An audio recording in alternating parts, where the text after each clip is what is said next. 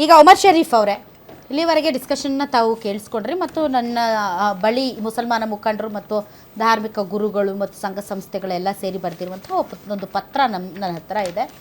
ಇದು ಇಡೀ ಪತ್ರ ಓದಲಾಗಿ ಇಲ್ಲೊಂದು ಅಸಹನೆ ಇದೆ, ಇಲ್ಲೊಂದು ಬೇಜಾರಿದೆ, ಒಂದು ರೀತಿ ಅಸಹಾಯಕತೆ ಇದೆ. ಅದರ ಆಚೆಗೆ ಬೇರೆ ಏನೂ ಇಲ್ಲ.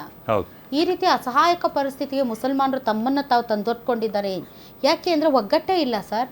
ಇಲ್ಲಿ ಜಮೀರ್ ಅಹಮದ್ ಖಾನ್ ವಿರುದ್ಧ ಇಲ್ಲಿ ರಿಜ್ವಾನ್ ಅರ್ಷದ್ ಮಾತಾಡ್ತಾರೆ, ಸಲೀಂ ಅಹಮದ್ ಮಾತಾಡ್ತಾರೆ, ಅವ್ರ ವಿರುದ್ಧ ಇವರು ನಾಸಿರ್ ಮಾತಾಡ್ತಾರೆ. ಸರ್ ಸಮುದಾಯ ಅಂತ ಬಂದಾಗ ಒಕ್ಕಲಿನಿಂದ ಸರ್ ಜಾತಿ ಗಣತಿ ಅಂತ ಮಾಡಿದ್ರು. DK ಶಿವಕುಮಾರ್ ಅವರು ಒಕ್ಕಲಿಗ ಸಮುದಾಯದವ್ರದ್ದೆಲ್ಲ ಮೀಟಿಂಗ್ ಮಾಡಿ ಕ್ಯಾಬಿನೆಟಲ್ಲಿ ನಿಂತರು. SS ಮಲ್ಲಿಕಾರ್ಜುನ್ ಆ್ಯಂಡ್ ಟೀಮ್ ಲಿಂಗಾಯತರೆಲ್ಲ ಒಂದು ಕಡೆ ನಿಂತರು.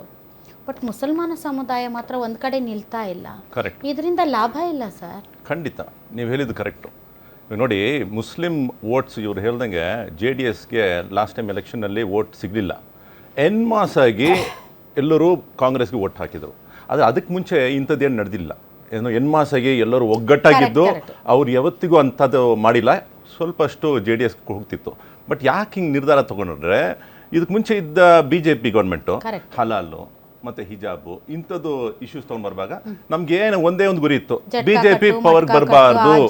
ನಮ್ಮ ಒಂದೇ ಒಂದು ಏನು ನಮ್ಮ ಗೋಲ್ ಪೋಸ್ಟ್ ಏನಂದರೆ BJP should not come to power, ಅಷ್ಟೇ ಇದ್ದಿದ್ದು. ಅದು ನಮ್ಗೆ ಸಿಕ್ತು ಅಷ್ಟೇ. ಇವತ್ತಿಗೆ ಏನು ನಾವೇನು ಕಾಂಗ್ರೆಸ್ ನಮಗೆ ದೋಸ್ತ್ ಅಂತ ಹೇಳ್ಕೊಂಡಿಲ್ಲ. BJP ನಮಗೆ ದೊಡ್ಡ ವಿಷಯ ಅಂದರೆ ಇದು ಒಂದು ಮೈಲ್ಡ್ ವಿಷಯ.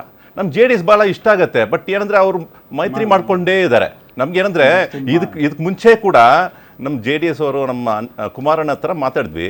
ನೋಡಿ, ನೀವು ಯಾವತ್ತೂ ಸರಿ ನೀವು ಮೈತ್ರಿ ಮಾಡ್ಕೊಳ್ತೀರಾ BJP ಜೊತೆಗೆ, ಎಂದೆಂದಿಗೂ ಮಾಡ್ಕೊಳ್ಳಲ್ಲ ಅಂತ ಒಂದು ಮಾತು ಕೂಡ ಹೇಳಿದರು.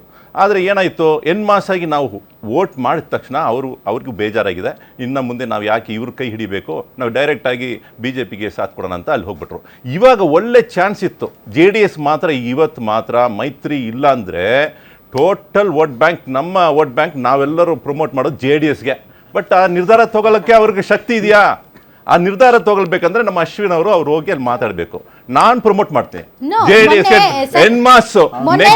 ಪಂಚಾಯಿತಿಯಲ್ಲಿ. This is the subject. ಇದೇ ಇತ್ತು ಸಬ್ಜೆಕ್ಟ್ ಇದ್ದಾಗ ಒಬ್ರು JDS ಕಾರ್ಯಕರ್ತರು ಪ್ರಶ್ನೆ ಮಾಡಿದ್ರು, ಅಲ್ಲ ರೀ, ನೀವು ಕಾಂಗ್ರೆಸ್ಗೆ ಯಾಕೆ ಹೋಗ್ಬೇಕು, ನೀವು JDSಗೆ ಯಾಕೆ ಬರಬಾರ್ದು ಅಂತ, ನೀವು BJP ಜೊತೆ ಮೈತ್ರಿ ನೀವು ಮುಂದುವರಿಸ್ತೀರಾ ಅಂತ ಕೇಳಿದ್ರು. ಅದು ನಮಗೆ ಗೊತ್ತಿಲ್ಲ. ಅಲ್ಲಿ ಮೈತ್ರಿ ಕಟ್ ಮಾಡಿ ನಾವು ನಿಮ್ಗೆ ಓಟ್ ಹಾಕ್ತೀವಿ ಅಂತ. So I don't know. ಇವೆಲ್ಲ ಒಳ್ಳೆ ಚಾನ್ಸ್ ಇದೆ, ವ್ಯಾಕ್ಯೂಮ್ ಇದೆ. ಅದನ್ನ ಬಳಕೆ ಮಾಡ್ಕೊಳ್ಳೋದು ಇವರ ಮೇಲೆ ಡಿಪೆಂಡ್ ಆಗ್ತಿರೋದು, ನಮ್ಮ ಮೇಲಿಲ್ಲ. ರೆಡಿ ಆಗಿದ್ದಾರೆ ಇವತ್ತು ಕರೆಕ್ಟ್ ಟೈಮ್. ಬಟ್ ಅವ್ರಿಗೆ ಅಷ್ಟು ಜೋರಾಗಿ ಅಷ್ಟು ಫಾಸ್ಟಾಗಿ ಡಿಸಿಷನ್ ತೊಗೊಳ್ತಾರಾ? ಅದು ಬೇಕಾಗಿದೆ ಅಂತ ಅವ್ರಿಗೆ ಅನಿಸ್ತಿದ್ಯಾ? That is for their leadership to decide. ಇವಾಗ ಏನೇ ಆದರೂ ಕೂಡ ನೋಡಿ, ನಮ್ಗೆ ಗೊತ್ತಿದ್ದು ಕೂಡ ನಾಳೆ ದಿವಸ ವೋಟ್ ಮಾಡೋಕ್ಕೆ ಒಂದು ವೇಳೆ ನಮ್ಗೆ ಎಲ್ಲೂ ಡೋರ್ ಓಪನ್ ಆಗಿಲ್ಲ ಅಂದರೆ ನಾವು ಕಾಂಗ್ರೆಸ್ಗೆ ವೋಟ್ ಹಾಕ್ತೀವಿ. ಇದು ನೀವು ಬರೆದಿಟ್ಕೊಳ್ರಿ. ಯಾಕಂತ ಹೇಳಿದ್ರೆ ನಮ್ಗೆ ಬೇರೆ ರೂಟ್ ಇಲ್ಲ. BJPಗೆ ಹೋಗಿ ಸೇರ್ಕೊಳ್ಳೋಕ್ಕಾಗೋದಿಲ್ಲ, JDSಗೆ ಹೋಗಿ ಸೇರ್ಕೊಳ್ಳೋಕ್ಕಾಗೋದಿಲ್ಲ. ಬೇರೆ ರಾಜ್ಯಗಳಲ್ಲಿ BJP ಪಾರ್ಟಿಯನ್ನ ಮುಸಲ್ಮಾನರು ನಂಬ್ತಾ ಇದ್ದಾರೆ ಕೆಲ ರಾಜ್ಯಗಳಲ್ಲಿ. ಕರೆಕ್ಟ್. ಬಟ್ ಕರ್ನಾಟಕದಲ್ಲಿ ಯಾಕೆ? ಕರ್ನಾಟಕದಲ್ಲಿ ಕೆಲವು ಲೀಡರ್ಸು, ಈಶ್ವರಪ್ಪನವರು ಅವ್ರು ಏನು ಹೇಳಿದ್ರು, ನಮಗೆ ಮುಸ್ಲಿಮ್ಸ್ ವೋಟ್ ಬೇಕಾಗಿಲ್ಲ, ಬೇಡವೇ ಬೇಡ. ಈ ಸ್ಟೇಟ್ಮೆಂಟ್ ನಾವು ಕೊಟ್ಟಿಲ್ಲ, ಅವ್ರು ಹೇಳಿದ್ದು. ನಾನೇ ಹೋಗಿ ಸೇರ್ಕೊಳ್ಬೇಕಂತ ಹೇಳಿದ್ರು ಕೂಡ ಮುಸ್ಲಿಂ ವೋಟ್ ಬೇಕಿಲ್ಲ ಅಂತ ಹೇಳಿದ್ರೆ ಇವಾಗ ಹೇಳ್ತಾರೆ. ಆಮೇಲೆ ಯತ್ನಾಳ್ ಬಗ್ಗೆ ಏನ್ ಹೇಳ್ಕೊಳ್ಳೋದು, ಯತ್ನಾಳ್ ಬಗ್ಗೆ ಏನ್ ಹೇಳ್ಕೊಳ್ತಾರೆ, ಯತ್ನಾಳ್ ಅಷ್ಟು ವಿಷಯ ಬಾಯಿನಿಂದ ಬರೋದೆಲ್ಲ ವಿಷಯ ಮುಸ್ಲಿಮ್ಸ್ ವಿರೋಧಿ ಥರ ಮಾತಾಡ್ತಾರೆ. ಯಾಕೆ? ನಮ್ಮ ಜೊತೆ ಕೈ ಜೋಡಿಸಿ, ನಾವು ನಿಮ್ಮ ಜೊತೆ ಕೈ ಜೋಡಿಸ್ತೀವಿ, ಖಂಡಿತವಾಗಿ ಬರ್ತೀವಿ. ಏನಂದರೆ ನೀವು ಮಾಡೋದೆಲ್ಲ ಚೆನ್ನಾಗಿ ಮಾಡ್ತೀವಿ, ಗವರ್ನೆನ್ಸ್ ಎಲ್ಲ ಓಕೆ. ಹಿಂದೂ ಮುಸ್ಲಿಂ ಈ ಭೇದ ಭಾವ ಬೇಡ. ಮತ್ತು ನೀವು ಮಂದಿರ ಮಸೀದಿ ತೊಗೊಂಡು ಬರಬೇಡಿ. ಇಲ್ಲಿ ನೀವು ರಾಜಕೀಯ ಮಾಡಿ ಎಲ್ಲ ಒಳ್ಳೆದಕ್ಕೆ ನೋಡಿ. ಮಂದಿರ ವಿಷಯದಲ್ಲಿ ಏನಾಗಬೇಕು, ಒಂದು ವೇಳೆ ಆದರೆ ಕೋರ್ಟ್ಗೆ ಹೋಗಲಿ, ಅಲ್ಲಿ ತೀರ್ಮಾನ ಆಗಲಿ, ಸಲಾಮ್ ಕೊಡ್ತೀವಿ ಅಷ್ಟೇ, ಇನ್ನೇನಿಲ್ಲ. ನಾವೇನು ಗೊತ್ತಾ, ಇದನ್ನ ಇಟ್ಕೊಂಡು ನೀವು ಪ್ರತಿಭಟನೆ ರೋಡ್ಗೆ ಬರಬೇಡಿ. ನೀವು ನಮಗೂ ಕೂಡ ನೀವು ಸರ್ಕಾರ ಆಗಿರಬೇಕು, ಅವ್ರಿಗೂ ಕೂಡ ಸರ್ಕಾರವಾಗಿರಬೇಕು, ನಾವೆಲ್ಲರೂ ಒಗ್ಗಟ್ಟಾಗಿರ್ಬೇಕಂದ್ರೆ ನೀವೇನು ಮಾಡಿ, ಬರೀ ನೀವು ಸಿವಿಲ್ ಎಜುಕೇಷನ್ ಬಗ್ಗೆ ನೀವು ಚಿಂತನೆ ಮಾಡಬೇಕಾಗಿರುತ್ತೆ. You should not get into religious politics. ಯಾಕಂದ್ರೆ ನಾವು ಕೂಡ ಮಾಡಬಾರ್ದು ಅಂತಿದ್ವಿ. Why should B?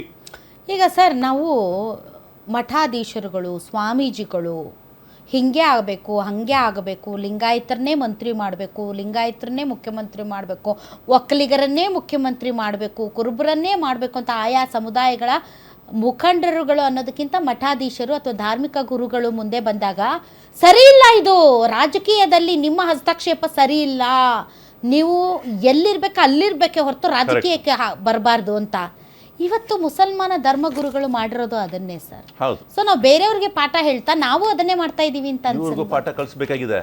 ಇವರೆಲ್ಲ ಟೋಟಲ್ ಆಗಿ ಮೆಂಬರ್ಸ್ ಎಲ್ಲ ಸೇರ್ಕೊಂಡು ಸೈನ್ ಮಾಡಿಬಿಟ್ಟು ಅದನ್ನ ಇವ್ರು ಓಪನ್ ಆಗಿ ನೋಡಿ, ನೀವು ಮೇಲ್ ಕಳಿಸ್ಬಿಟ್ರೆ ಅದು ಯಾಕೆ ನೀವು ಓಪನ್ಗೆ ತರಬೇಕು? ನೀವು ಡೈರೆಕ್ಟ್ ಆಗಿ ಹೋಗಿ ಮಾತಾಡ್ಬೇಕಲ್ಲ. ನೋಡಿ, ಒಂದು ಚರ್ಚೆ ಇಂಥ ಚರ್ಚೆ ಏನಾಗಬೇಕಿತ್ತು, ಹೋಗಿ ಡೈರೆಕ್ಟ್ ಆಗಿ ಧಾರ್ಮಿಕ ಮುಖಂಡರುಗಳ ಜೊತೆ ಚರ್ಚೆನೆ ನಡೆಸಿಲ್ಲ ಅಂದ್ರೆ ಒಂದು ಪಾರ್ಟಿಯ ವಿಚಾರಗಳು ಅಥವಾ ಪಾರ್ಟಿಯಲ್ಲಿ ತೆಗೆದುಕೊಳ್ಳಬೇಕಾದಂಥ ಡಿಸಿಷನ್ಸ್ ಅನ್ನ ಮುಸಲ್ಮಾನ ಧಾರ್ಮಿಕ ಮುಖಂಡರುಗಳ ಜೊತೆ ಚರ್ಚೆ ಮಾಡಬೇಕು ಅಂತ ಬಯಸೋದಿದೆಯಲ್ಲ ಸರ್.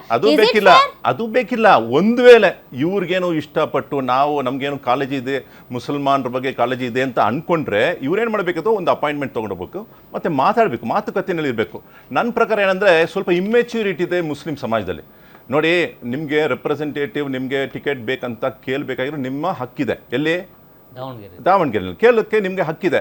ಆದರೆ ಹೈ ಕಮಾಂಡ್ ಬಂದು ಒಂದ್ಸರಿ ಅವ್ರ ತೀರ್ಮಾನ ತಗೊಂಡ್ಮೇಲೆ ಸುಮ್ಮನೆ ಮಾತು ಕೇಳ್ಕೊಂಡು ಆಯೂಬ್ ಖಾನ್ ಅವರೇ ನಿಮ್ಮ ನಾಯಕರು ಯಾರ್ರಿ ನಿಮ್ಮ ವಾಯ್ಸು? ಜಮೀರ್ ಅಹಮದ್ ಖಾನ್ ಕೇಳಿದ್ರೆ ಅವ್ರನ್ನೇ ಕೇಳ್ರಿ ಯಾರು ಪತ್ರ ಬರೆದಿದ್ದಾರೆ ಅಂತಾರೆ. Who is your leader? ಯಾರಿದ್ದಾರೆ ನಿಮ್ಗೆ ಲೀಡರು? ಹೇಳಿ ಮೇಡಮ್. ಆಯೂಬ್ ಖಾನ್ ಅವರ ಹೆಸರು ಹೇಳಿ ನನಗೆ. ಇಲ್ಲಿ ಏನಿದೆ ಗೊತ್ತಾ ಮೇಡಮ್, ಕಾಂಗ್ರೆಸ್ ನಲ್ಲಿ ಒಂದು ಮಾತಾಡ್ಬೇಕಂದ್ರೆ ಒಂದು ಮುಸಲ್ಮಾನ ಸಮಾಜದಲ್ಲಿ ಒಂದು ಕಡೆ ಒಂದು ಮಾತಾಡ್ತಾರೆ, ಕ್ಯಾಮ್ರಾನಲ್ಲಿ ಒಂದು ಮಾತಾಡ್ತಾರೆ. ಇವ್ರಿಗೆ ಭಯ ಬಹಳ ಆಗಿದೆ. ಅದೆಲ್ಲ ತಾಳೆ ಹಾಕಿ ಲೆಕ್ಕಾಚಾರ ಹಾಕಿ ಟೆಲ್ ಮೀ ನಿಮ್ಮ ಸಮುದಾಯಕ್ಕೆ ಒಬ್ಬ ಲೀಡರ್ ಹೆಸರು ಹೇಳಿ. ಒಬ್ಬ ಲೀಡರ್ ನಿಮ್ಮ ಇಡೀ ಸಮುದಾಯದ ಧ್ವನಿಯಾಗಿ ನಿಂತು ಇದು ನಮ್ಮ ಸಮುದಾಯಕ್ಕೆ ಬೇಕು ಅಂತ ಹೇಳುವ ಧ್ವನಿ. ಆ ಧ್ವನಿ ಇದ್ದರೂ ಕೂಡ ಅದನ್ನ ಅಡಗಿಸುವ ಪ್ರಯತ್ನ ನಡೀತಾ ಇದೆ. ಅದನ್ನ ನೀವು ಅರ್ಥ ಮಾಡ್ಕೋಬೇಕು ಆಯೂಬ್ ಖಾನ್. ನಿಮ್ಮ ಧ್ವನಿಯಾಗಿ ನಿಂತವರ ಧ್ವನಿಯನ್ನ ಅಡಗಿಸುವಂತ ಕುತಂತ್ರ ಕಾಂಗ್ರೆಸ್ ಹೈಕಮಾಂಡ್ ಮಾಡ್ತಾ ಇದೆ. ಅದನ್ನು ನೀವು ಅರ್ಥ ಮಾಡ್ಕೋಬೇಕು.